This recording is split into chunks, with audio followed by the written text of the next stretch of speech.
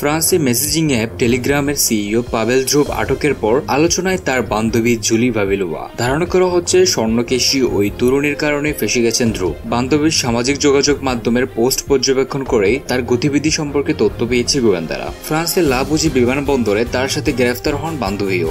এদিকে শিশু যৌন নির্যাতন ও মাদক পাচার সহ বিভিন্ন অপরাধের জন্য ব্যবহৃত হয় ধ্রুবের মালিকানাধীন টেলিগ্রাম। এই অভিযোগ তুলেছে ফ্রান্সের কর্তৃপক্ষ। ফরাসি সম্প্রচার মাধ্যম TF1 জানায়, শনিবার ধ্রুব নিজের প্রাইভেট জেট করে দেশটির লো বোগেট বিমানবন্দরে অবতরণ করেন। এরপর তাকে গ্রেপ্তার করা হয়। 39 বছর বয়সী রাশিয়া বংশোদ্ভূত ধ্রুবের বার্তা আদান প্রদানের জনপ্রিয় অ্যাপ টেলিগ্রাম প্রতিষ্ঠাতা ও সিইও। এই অ্যাপ সম্পর্কিত একটি অপরাধের পরোয়ানা ভিত্তিতে তাকে গ্রেপ্তার করেছে ফরাসি পুলিশ।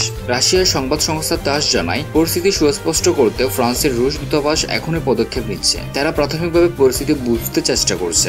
রাশিয়া, ইউক্রেন ও সাবেক সোভিয়েত ইউনিয়নভুক্ত দেশগুলোতে টেলিগ্রাম ব্যাপক জনপ্রিয়। ধ্রুব 2013 সালে টেলিগ্রাম প্রতিষ্ঠা করেন। রুশ সরকার তার সামাজিক যোগাযোগ প্ল্যাটফর্মটিতে বিরোধীদের স্থান না দিতে বলেছিল। তখন তিনি সেটা বিক্রি করে দেন এবং 2014 সালে দেশ ছাড়েন। দেশ ছেড়ে তিনি দুবাই চলে আসেন। দুবাই থেকে তিনি টেলিগ্রাম আবার পরিচালিত করেন। 2018 সালে টেলিগ্রাম নিষিদ্ধ করে রুশ সরকার, কিন্তু 2021 সালে তা আবার প্রত্যাহার করে নেওয়া হয়। বিশ্বে Facebook, YouTube, WhatsApp, Instagram, TikTok, উইচ্যাটের পর সবচেয়ে জনপ্রিয় সামাজিক যোগাযোগ মাধ্যম টেলিগ্রাম। সামাজিক যোগাযোগ মাধ্যমটির ব্যবহারকারীর সংখ্যা 2025 সালে 100 কোটি হবে বলে আশা করা যাচ্ছে। খবর বাংলা 24 ডেস্ক নিউজ।